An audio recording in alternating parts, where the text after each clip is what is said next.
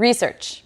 It's necessary, but it can also derail you because it can be easy to get so distracted by all the things you're learning that you forget to, write your book.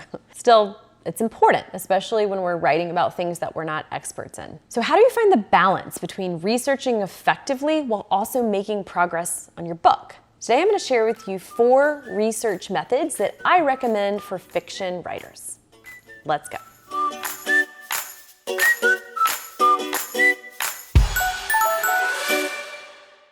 Method number 1 is to do minimum viable research. Okay, so my first method isn't an actual way of gathering information, but it's an approach that I use in my writing that I think is critical to avoid the pitfall of getting so bogged down with research that you end up procrastinating, whether you mean to or not. In the business world, there's a term, MVP. And no, it doesn't mean most valuable player, although the first time I heard it, I thought that too. It means minimum viable product. And it refers to the idea that you want to get a bare bones product out in front of people, in front of consumers, and learn from how they interact with it before you start adding bells and whistles that you don't even know if they'll want yet. You don't need to spend years tinkering with a product to make it perfect before it's even in people's hands and you know what they want. And the same is true when it comes to research in the first draft of your book. Doing just the minimum viable research means that you're doing the smallest amount of research possible that's required to finish a very basic first draft of your book. Probably going to sound counterintuitive, and you may be thinking, wait, shouldn't I do as much research as possible so I know what I'm talking about? But no, you shouldn't. The point of the first draft is to get it done. There's going to be so much of your first draft that you're going to throw out. And I know that can be painful to hear, but it's just true, so much. In one of my novels, I had a scene of a Middle Eastern prince coming to dinner. I could have spent literally dozens of hours researching Middle Eastern princes and royalty in order to write this scene, but I didn't because I didn't even know if the scene was gonna stay once I started revising. So instead, I did some research, enough so that I could write this scene and feel like it was pretty accurate. And then I waited until I was working on a second draft and had decided the scene was gonna stay until I did more rigorous research. If you limit the research you do on a first draft, you'll be able to dedicate more time to actually writing your draft. And when you go back to revise, and yes, you will have to revise, you can fill in any holes and do more research then. You can correct your mistakes then. In the meantime, just get the draft done and stick to minimum viable research. That'll help you do it. Now, it's worth noting here that minimum doesn't necessarily mean very little. Minimum is subjective, and it will vary based on the kind of book you're writing. If you're writing a story set in Ireland in the 1700s and you know nothing about that place and time,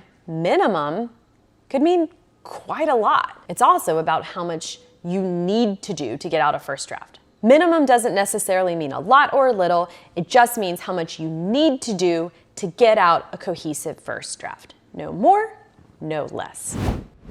Method number 2 is to interview an expert. Now we're on to actual ways of gathering information. And method 2 is the interview. One of the best ways to learn about something is to actually ask somebody who knows about it. If you're writing a story about lawyers, find a friend or friend of a friend who is one. If you're writing a sci-fi book featuring a mysterious pathogen, see if you can find a doctor or someone who studies viruses. In my experience, most people don't have people asking them about their jobs or lives that often. So if you show up and ask to pick their brain for about 20 minutes, they're pretty happy to talk to you. My last novel, Palm Beach, involved insider trading. And since I'm not a finance person, I interviewed someone who worked at the Securities and Exchange Commission. I was surprised he was even willing to talk to me, but once we were on the phone, he said, "Are you kidding me? This is the most exciting thing that's happened to me in ages. I'm talking about a novel." And no, you don't have to have been published already to approach people. I encourage the writers I work with, most of whom are unpublished, to just put themselves out there, just ask. And they're often pleasantly surprised. You just say, "Hey, I'm working on a novel about X. Would you mind chatting with me for about 20 minutes? I would say 20 because most people are happy to take 20 minutes. It just doesn't even sound like the length of a meeting. And then you make sure you go in with the questions you want to ask prepared, of course, so that you can make the best use of your time.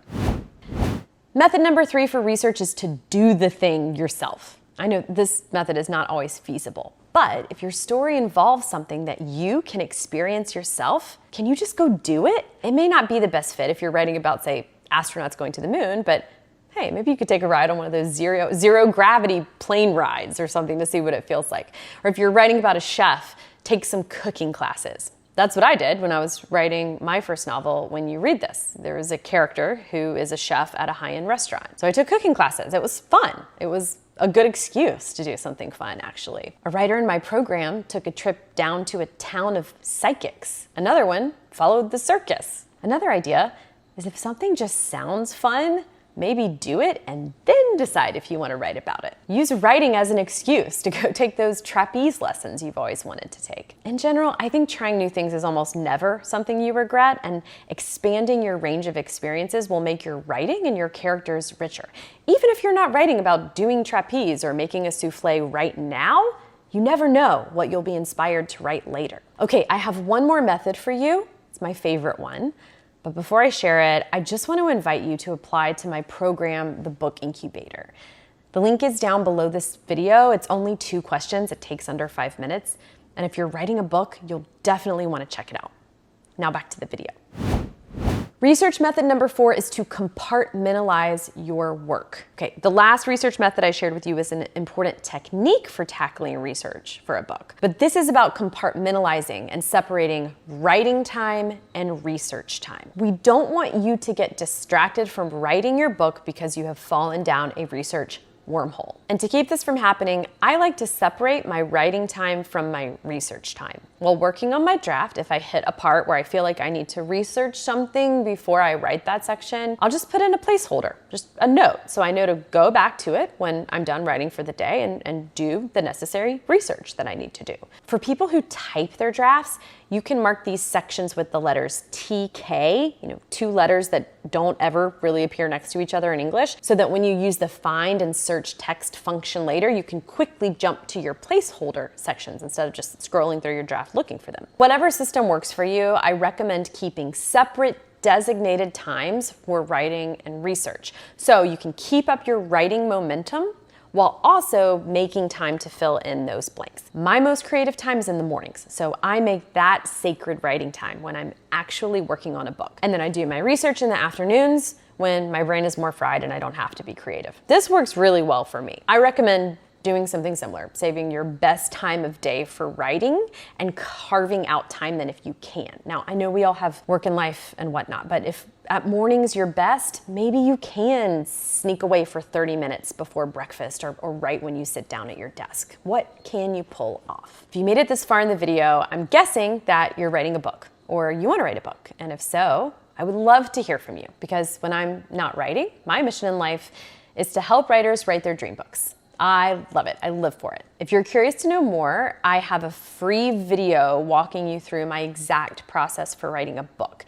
You can get it by clicking below and answering just 2 questions to apply to my program, the Book Incubator.